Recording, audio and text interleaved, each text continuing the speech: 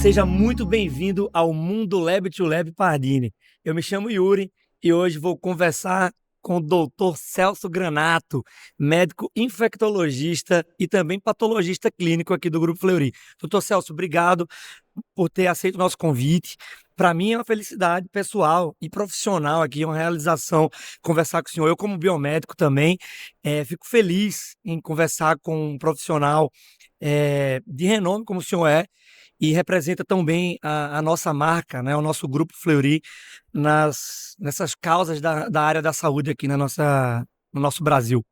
Olha, Yuri, é um prazer para mim também participar. Eu acho que essa oportunidade de a gente conversar com você e conversar através de você com todo esse povo que a gente vai conversar indiretamente, né, sobre assuntos que são sempre muito relevantes, né, muito atuais. Então, é uma oportunidade para a gente conversar quase que diretamente com os clientes, né, e com as pessoas que são usuários, né, que são a linha de frente do laboratório clínico. Perfeito, doutor Celso. O tema hoje vai ser Monkeypox, que a gente também chama de Mpox. E aí, já traçando essa linha, Monkeypox, a gente olha, doutor Celso, algumas notícias usando esse termo Monkeypox, em outras notícias a gente vê Mpox. Qual que é o termo certo? Existe um termo certo? Como é que a gente lida com isso hoje? Olha, Yuri, a gente prefere falar Mpox. Por quê? Na verdade, esse vírus ele foi descoberto em macacos. Só que ele não era um vírus de macaco. Era um macaco que estava doente, que pegou de algum outro animal, que provavelmente era algum roedor, a gente não sabe exatamente. Mas ele não é um vírus próprio do macaco, porque senão o macaco nem morreria.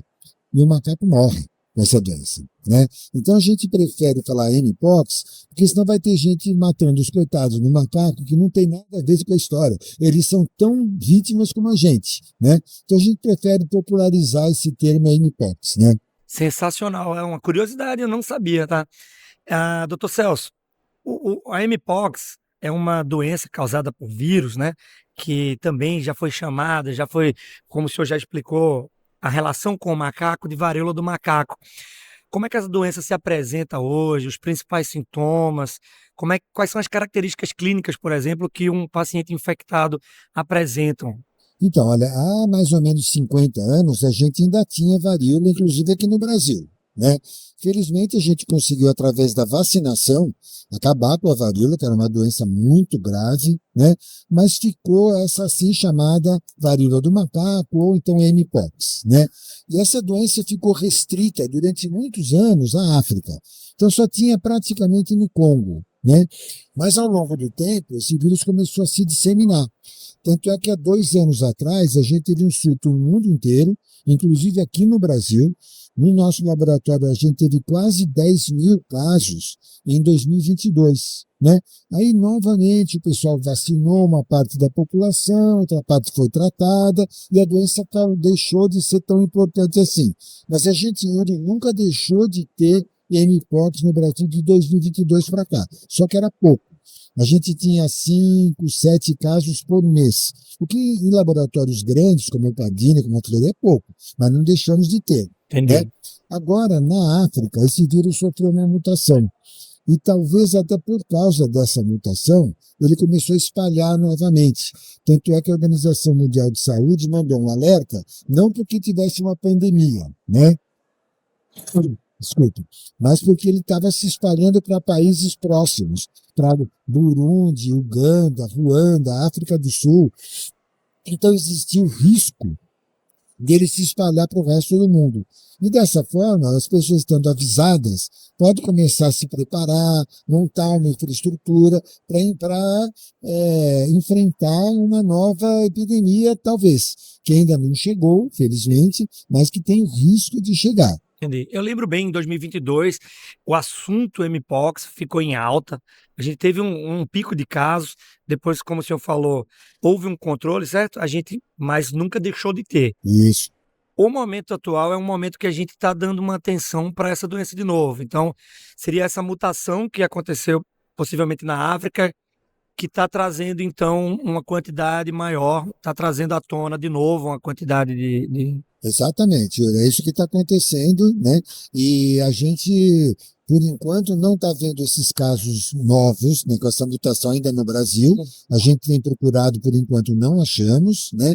Mas existe o risco de chegar, porque a gente tem outras doenças na África e o Brasil como um todo, a gente recebe muito turista. Né? E isso, felizmente, né? Então, o que acontece é que esse pessoal pode, sem querer, estar trazendo esse vírus para cá, até sem perceber, né? Porque, do ponto de vista clínico, como você falou, Yuri, isso é uma coisa que pode acontecer, porque quem já viu catapora é uma doença muito parecida com a catapora. Pode até Clinicamente, confundir, o senhor fala. clinicamente. Era isso que eu ia perguntar, Exatamente. doutor Isso. Celso, como é que a gente identifica clinicamente no paciente, quais são as características? Basicamente, é muito parecido com a catapora, É então. muito parecido com catapora, só que assim, a catapora em geral são aquelas bolinhas que a gente vê, em geral no corpo inteiro, numa área maior. E a mpox pode ser assim também, mas eu já vi alguns casos que a pessoa tem uma bolha, tem duas bolhas, tem três bolhas, coisa muito pequenininha, né? Às vezes perto da boca, às vezes no pescoço, às vezes na região genital só. Por quê? Ela é uma doença de transmissão pele a pele. E aí depende da onde a pessoa encostou numa outra pessoa que tinha a doença. Que a Entendi. transmissão vai ser ali, se é num braço, passa no outro braço, a bolha vai ser ali. O vírus inocula na pele. Né? Então, a apresentação é muito variada, mas os médicos vão ter que estar muito atentos, porque às vezes são coisas muito discretas. Se a pessoa esperar achar uma pessoa cheia de bolha, não vai fazer diagnóstico, não vai nem perceber que é aquilo, porque pode ser muito pouca coisa. Às vezes uma bolinha na raiz do cabelo, né? Às vezes nos olhos, a gente já viu muita lesão em olho, porque de repente a pessoa se contamina com a mão, coça o olho e contamina aquelas Entendi. células do olho. Então é um negócio que é meio complicado e tem que fazer o diagnóstico certinho, porque existem outras doenças parecidas, né? Parecidas clinicamente. E aí é onde Isso, entra o papel do laboratório para fazer o diagnóstico. exatamente isso. E como é que funciona hoje, por exemplo? Eu acho que no Brasil, no mundo, não existe um teste comercial, né, Que doutor? eu saiba, não. No Brasil a gente não tem. Eu acho que deve ter muitos produtores ao redor do mundo que devem estar trabalhando nisso, né? Como a gente aconteceu em outras doenças, como até, por exemplo, o H1N1, né? No começo não tinha, dali a pouquinho começou a ter, Sim, né? a própria Covid também, no Covid, início a gente teve que sequenciar o vírus para fazer por PCR, até que os kits começaram a ser feitos para anticorpos. foi exatamente isso. Começou com sorologia, depois a parte molecular, né? E é assim que as coisas vão mesmo. Então, um laboratório grande, como o Pardini, como o Fleury, a gente tem condição, além da rotina, estar preocupado com as coisas que podem vir. Então, em 2022, nós montamos o teste molecular, o PCR, né, em tempo real, Entendi. para a gente poder fazer a detecção desse vírus, né, e poder ajudar não só diretamente os clínicos, como os outros laboratórios, né, porque a gente entende que o papel de um laboratório de referência é, além da gente poder fornecer o teste, claro, porque talvez um laboratório menor não tenha volume suficiente para montar o teste lá. Para E também desenvolver não in-house, né? desenvolver in-house, não tem como. E nesse momento a gente não tem onde comprar. Entendi. Então, o laboratório maior, laboratório de referência, ele tem condição de oferecer o teste e também a informação, né, que o laboratório pode precisar, né? Até porque, por não existir o teste comercial, a gente não vai ter a bula, certo? O dono do laboratório, por exemplo, além de não contar com o insumo para a realização do teste, ele também não tem a bula, não tem o kit ali para ele entender qual é o melhor momento de colher a amostra biológica, qual é a amostra biológica que a gente sabe porque a gente desenvolveu in-house. Então, assim, o que é importante hoje a gente deixar claro para o nosso ouvinte, para o nosso telespectador, do mundo Lab to Lab Pardini, através do Lab to Lab Pardini, que é a nossa plataforma B2B de relacionamento e atendimento ao laboratório conveniado no Brasil inteiro, a gente acessa o nosso exame do Grupo Fleury, né? O exame que foi desenvolvido em house. E uma coisa que o senhor falou que eu acho muito importante, doutor Celso, a gente reforçar, é que além da execução do exame, a gente está junto também com a transferência da informação, a transferência do conhecimento. Então, por exemplo, um proprietário de um laboratório em qualquer lugar do Brasil hoje, ele pode receber um paciente com suspeita de mpox, colher um material biológico, entrar em contato com a nossa equipe, direcionar a amostra biológica para o nosso laboratório. qual seria a amostra biológica, doutor Celso, e qual é a melhor fase da coleta, qual o melhor momento de coletar, como são essas condições pré-analíticas para a Mpox? Olha, Yuri, você tocou em pontos muito importantes, né? Por exemplo, a pessoa buscar informação hoje em dia, claro, hoje em dia você pode sempre entrar na internet, tentar pegar informação que nem sempre é totalmente confiável, né? Isso é Então verdade. você tem no laboratório parceiro, como nós somos, né? É diferente, que você vai pegar uma informação mais confiável, com alguém que desenvolveu a técnica e, contrariamente a outras doenças, o monkeypox ele pode ser detectado desde a hora que a pessoa tem aquela primeira bolinha ali, a pessoa vai fazer um raspado, aquele líquidozinho que tem dentro da bolha é riquíssimo em vírus. E aí a tendência natural, mesmo sem tratamento, é que essa bolha vai regredindo. Ela vai ficando mais murchinha, vai ficando uma casca, e a gente consegue identificar vírus até no momento que é uma casca. Né? É óbvio que Olha só, diminui a quantidade de vírus, mas sim. a técnica é muito sensível. Então, o ideal é pegar na fase mais aguda da doença. Quando a pessoa tem bolha, você rompe um pouquinho aquela bolha, Aquele enfim, líquido, né? aquele líquido, você enfia um cotonete, raspa um pouquinho ali, esse material é riquíssimo em vírus. Né? É um vírus DNA, então ele é um vírus muito estável também, Entendi. ele não precisa muito frio, né? Eu lembro muito da pandemia, doutor Celso, que a gente tinha um vírus de RNA, que é justamente o contrário, ele é mais frágil. Então a Exatamente, estabilidade analítica da amostra ela era mais sensível, a gente perdia. exatamente, Então Yuri. isso não acontece com o Mpox. Não É um acontece. vírus de DNA, então isso traz uma resistência maior e uma assertividade, eu poderia dizer assim, mais uma sensibilidade, vamos falar dessa forma, de detectar ali no PCR. Com certeza, Yuri. Você vê, pessoal, a gente detecta DNA de múmia, que morreu há 3.000 anos atrás. Quer dizer, Exato, poxa vida, se ele aguentou todo esse período que deve é ser verdade. resistente, né? Isso Não, aí. é lógico que a gente prefere ficar sempre no lado seguro, né? Então, colhe a amostra, coloca no cotonete, vai mandar refrigerado, mas não precisa de temperatura ultra baixa, porque ele vai aguentar muito mais, como você falou, um vírus RNA, quimicamente ele é muito frágil, não aguenta muito, né? Mas com hipóxia isso não costuma acontecer. Então ele pode colher, tem alguns laboratórios que já ofereceram também teste na saliva, mas a gente ainda não tem uma experiência muito grande com teste de saliva, a gente não sabe dizer durante quanto tempo fica positivo, então eu diria que o ideal mesmo é colher na bolha, até ela virar uma crosta, quanto mais cedo, melhor. Entendi, doutor Celso. E aí, é, colhe da bolha, entendi, entendemos, todos que estamos assistindo aqui.